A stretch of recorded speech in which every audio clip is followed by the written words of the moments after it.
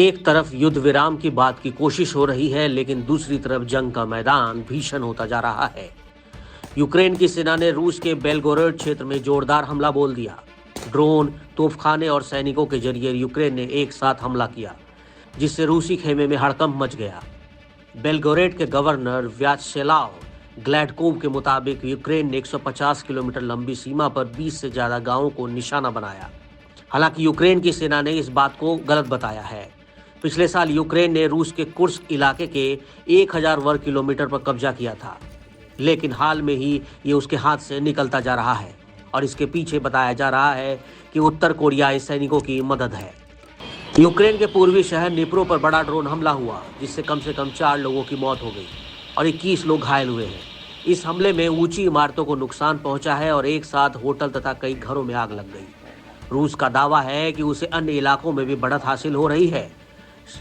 वहीं यूक्रेन के दूसरे सबसे बड़े शहर खार्किव के मेयर ने कहा कि रूसी ड्रोन हमले में कम से कम 1 व्यक्ति की मौत हो गई और 9 लोग घायल हो गए।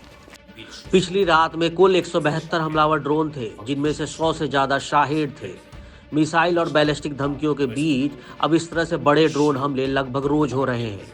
हमारे साझेदारों को यह समझना चाहिए कि ये रूसी हमले सिर्फ हम लोगों के लिए नहीं, बल्कि इस युद्ध को समाप्त करने के उद्देश्य से किए जा रहे हैं। सभी अंतर्राष्ट्रीय प्रयासों, कूटनीतिक प्रयासों को भी निशाना बनाया जा रहा है। रूस उन सभी लोगों के खिलाफ हमला कर रहा है जो युद्ध को समाप्त करना चाहते हैं। हर रात सैकड़ों शाहेड को नजरअंदाज कर पाना असंभव है। हम एक प्रतिक्रिया की उम्मीद करते हैं और वो भी गंभीर हो, खास तौर पर अमेरिका, यूरोप और दुनिया के सभी लोगों से जो कूटनीति पर भरोसा करते हैं। रूस को शांति के लिए मजबूर किया जाना चाहिए, क्योंकि केवल दबाव ही काम करेगा। इस बीच दक्षिण कोरिया की सेना ने एक बड़ा खुलासा करते हुए बताया कि उत्तर कोरिया ने इस साल की शुरुआत में कम से कम 3000 अतिरिक्त सैनिकों को रूस भेजा है। यह दिखाता है कि किम जोंग लगातार पुतिन की सेना का समर्थन कर रहे हैं। उत्तर कोरियाई सैनिकों की ताजा मदद के कारण रूस ने यूक्रेनी सेनाओं को यूक्रेन सीमा तक खदेड़ दिया।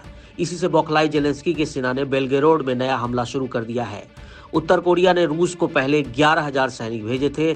दक्षिण कोरिया के ज्वाइंट चीफ ऑफ स्टाफ ने बताया कि जनवरी और फरवरी में भेजी गई ये टुकड़ियां पहले के 11000 सैनिकों से अलग है। दक्षिण कोरिया का मानना है कि युद्ध में करीब 4000 सैनिक मारे या घायल हो चुके हैं। हालांकि इस बीच ये भी बड़ी खबर आई कि अमेरिका ने यूक्रेन और रूस के साथ अलग अलग समझौते किए ताकि काला सागर में सुरक्षित तरीके से जहाजों का परिवहन हो सके। इसके अलावा दोनों देश एक दूसरे की ऊर्जा सुविधाओं पर भी हमला रोकने को तैयार हो गए हैं। अगर ये समझौते लागू होते हैं तो रूस और यूक्रेन में व्यापार और युद्ध विराम की दिशा में अब तक सबसे बड़ी प्रगति होगी। अमेरिका ने इसे यूक्रेन और रूस के 3 साल पुराने युद्ध को समाप्त करने के लिए शांति वार्ता की दिशा में बड़ा कदम बताया है। तो हमारे पास ब्लैक सी युद्ध विराम पर सैद्धांतिक रूप से समझौता हो चुका है। हाँ, इसमें से 2 बातें मिली। पहली ये कि हमारे पास ऊर्जा युद्ध विराम के बारे में अधिक विस्तृत परिभाषा है। दूसरी ब्लैक सी युद्ध विराम की मुख्य अवधारणा है। जाहिर है कि उनकी रिहाई के हिस्से के रूप में हमारी बैठक के बाद रूसियों ने कई शर्तों का विवरण दिया है, जिन्हें वो ऐसा करने को पूरा करते दिख रहे हैं। तो हम इसका मूल्यांकन करने जा रहे हैं। उनमें से कुछ शर्तों में ऐसे प्रतिबंध शामिल हैं जो हमारे नहीं हैं, वो यूरोपीय संघ के हैं। इसलिए हम इकट्ठा होने जा रहे हैं और जब हमारे लोग आपस में बैठेंगे, प्रस्ताव पर विचार करेंगे, तो बातचीत के बारे में उनके विचार जानेंगे, ताकि हम ये पूरी तरह समझ सकें कि रूस की स्थिति क्या है और या बदले में उनकी मांग क्या है।